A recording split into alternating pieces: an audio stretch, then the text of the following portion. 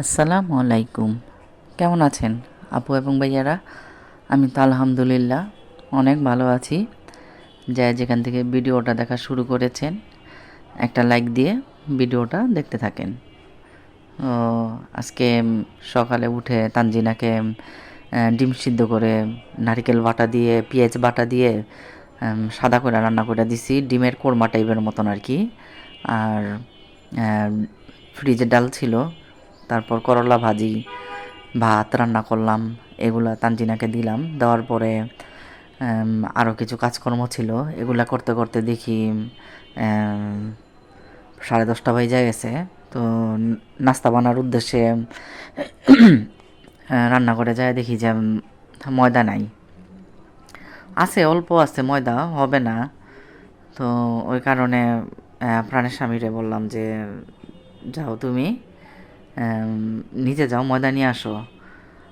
তো ময়দা আনতে আনতে 11টা বাজায় ফেলাইছে। তো আমি ফোন করে বললাম যে 11টা বেজে গেছে, এখন তো পসিবল না এত লেট করে নাস্তা বানানো। তুমি এক কাজ করো, আমাদের জন্য নাস্তা নিয়ে আসো। তো নাস্তা নিয়ে আসলো কি না, নাস্তা খাইলাম, পারোটা ভাজি, তারপর চা তো অবশ্যই খাইছি, যদিও অনেকদিন ধরে চা দেখাই না।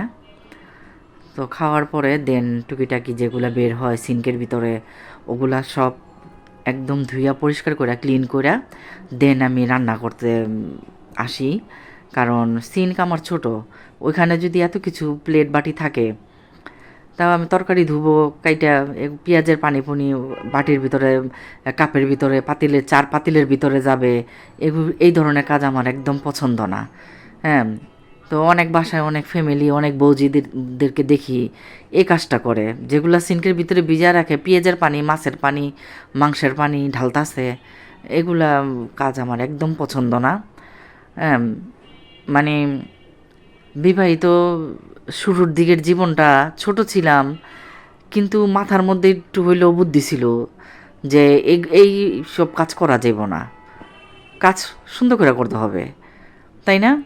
হয়তো আমার পরে ধুইতেছি, আমি এগুলো উঠে সরাই রেখা সিঙ্কের ভিতরে আমি মাছ ধুইলাম, মাংস ধুইলাম, তরকারি, পেঁয়াজের পানি কিন্তু বিশ্রী খারাপ, একদম গন্ধ। হ্যাঁ, তো ওগুলো সরাই আমি ধুয়ে নেই। তো এরকম আর কি।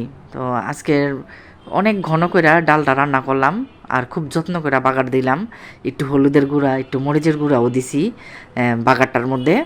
কালারটা খুব সুন্দর আসছে। আর ডাল হইতেছে আপনার 3 রকমের ডাল এখানে: মুসুরি ডাল, মুগ ডাল, অ্যাঙ্কার ডাল। তো যখন নাস্তা আনতে পাঠাইলাম তখনই আপনার ডালটা ধুয়ে আমি আম, সিদ্ধ দিছি। যদি বিশ্বাস করেন, মাশাল্লাহ ডালটা অনেক ভালো। ডাল নাস্তা খাইতে খাইতে আইসা দেখি আমার ডালটা সিদ্ধ হয়ে গেছে। তো মাঝে মাঝে আপনার মনে করেন যে ঘন ডাল কিন্তু খুব ভাল লাগে, মাঝে মাঝে ঘন ডাল খাই, মাঝে মাঝে পাতলা করে ডাল খাই, ভালোই লাগে। তো আর ওইখানে তো আপনার শিম, আলু, টমেটো, ধনিয়া পাতা, পেঁয়াজ, রসুন, কাঁচামরিচ একসাথে সুন্দর করে ধুয়া ধুয়া কাটছি আমি, কাইটা এই শুকনা মরিচ দিয়া ছেড়ে দিলাম ভাজিটা। এই যে দেখেন ভাজিটা আপনার কি বলে, কেটে গুতায় গাতায় ভালো মতন ইচ্ছা মতন লাড়াচাড়া দিবেন, যাতে আস্তে আস্তে না থাকে।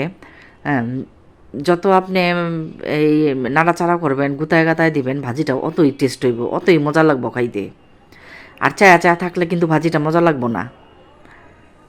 তো এই শিম আলু ভাজিটা আপনার মনে করেন যে আমার মা করতো, তো আমার মার থেকেই শিখছি। ভালো লাগে আসলে মার রেসিপিগুলা, মা যেগুলো রান্না করে। তো মাঝে মাঝে আমিও চেষ্টা করি, হয়তো বা মার মতন মজা হয় না, মার রান্না বাড়া মানে একটা না ফ্লেভার, গন্ধই অন্যরকম আসে, আমাদেরটা আবার অন্যরকম আসে, মানে আমারটা অন্যরকম আসে, এই আর কি। তারপরও আপনার মনে করেন যে আমার ফ্যামিলির মানুষ, আম, আমি যা রান্না করি এটা খাইয়াই তারা অনেক হ্যাপি, অনেক খুশি হয় এটা খাইয়াই। তারপর ওই যে প্রথমে দেখাইলাম আলু সিদ্ধ, ওই আলু সিদ্ধ করছি রাত্রে মাগরিবের পরে সিঙ্গারা বানার জন্য। তারপর আপনার মনে করেন রান্না করার পাশাপাশি রাত্রে কি খাবো এগুলো একটু কইরা রাখলে না ভালো হয়। হ্যাঁ, ঝামেলাটা অর্ধেকটা কইমা জায়গা। আর যদি সন্ধ্যার পরে এক আলু সিদ্ধ দিয়া বাগার দিয়া যদি আমি এগুলো যদি করতে যাই অনেকটা লেট হয়ে যাইব। তো আজকে ম্যাগি মশলার স্বাদে করব, তাই 1 প্যাকেট ম্যাগি মশলা দিয়ে দিলাম। দেওয়ার পরে দেখলাম ম্যাগি মশলার কালারটা খুব কম, তাই আমি আবার একটু মরিচের গুঁড়া দিয়ে দিলাম যাতে কালারটা একটু সুন্দর আসে। আর লবণটা আমি খুব বুঝা দিলাম, কারণ ম্যাগি মশলার প্যাকেটের মধ্যে না লবণ দেওয়াই থাকে। তো যতটুকু দরকার হালকা অল্প করে লবণ দিছি যাতে বেশি লবণ না হয়। আর এটা দেখাইলাম গুড় আর নারিকেল, আমি এটা একটা করে রাখছি, 2 রকমের বানাবো। আলুরটাও করব, আবার একটা নারিকেল গুড় দিয়া এটাও করব, কইরা রেডি করে রেখে দিলাম। খাওয়া দাওয়া করে রেস্ট নিয়ে দেন মাগরিবের পরে কাজ থাকে। মাগরিবের পরে আপনার মনে করেন যে ভিডিও এডিটিং, ভয়েস ভিডিও ছাড়া এগুলি করতে করতে আপনার 6:30 বেজা যায়, 7টাও বেজা যায় অনেক সময়। হ্যাঁ, করার পরে দেন আসবো 7টার দিকেই আসি, কারণ তানজিনা অফিস থেকে আসলে যাতে গরম গরম খাইতে পারে ওই অনুযায়ী আমি রান্নাঘরে ঢুকি। আর এটা তো বড় বড় ট্যাংরা মাছ, পাবদা মাছের সাথে পাইছিলাম, তো পেঁয়াজ দিয়ে ভুনা করলাম। তো মাশাল্লাহ, আলহামদুলিল্লাহ, শুক্রিয়া, যা রিজেকে রাখছে আল্লাহ তাআলা। খুব মজা করে খাইছি ভাত, ভালোই লাগে। শীতকালের সবজি, মাছ, ভাত ভালোই লাগে, গরম গরম খাইতে ভালোই লাগে। তারপর এখন আমি টেবিলের উপরে চলে আসলাম বানার জন্য। ভাবছিলাম সিঙ্গারা বানাবো। তারপরে না, সিঙ্গারা বানাইতে গেলে না অনেক তেল লাগে, 1 কড়াই তেলই লাগে, এত তেল লাগে। তো এখন তেলের প্রচুর দাম, তাই তেলের জিনিস আসলে গপ গপ গপ গপ করে আগের মতন আর দিতে ইচ্ছা করে না। আগে তো কোনো মহব্বতই করতাম না। হ্যাঁ, এম, তেল ইচ্ছা মতন দিয়া ওইটা সেটা বানায়া খাইতাম। এখন কিছুটা হইলেও কমায় দিছি। আবার কম মানে গরমের সিজনে আপনার এইসব খাবারগুলা করা খুব ভেজাল। দেখেন কতগুলো প্রসেস করতে হয়। আলু সিদ্ধ করে বাগার দিলাম দুপুরবেলায়, ময়দা গলায় রাখলাম, তারপরে যেগুলা কাটতাছি, হ্যাঁ অনেক ঝামেলা কিন্তু। তারপর আবার একটা একটা করে ভিতরে ভরতে হইব, ভইরা দেন আবার ভাজতে হইব। তো আসলে ঝামেলা আছে, সব কাজেরই কিন্তু ঝামেলা আছে। কিন্তু আমি ঝামেলারে ঝামেলা মনে করি না, কারণ এম, আমি এবং আমার ফ্যামিলির মানুষগুলা আমরা ঘরের জিনিস খাইতেই পছন্দ করি।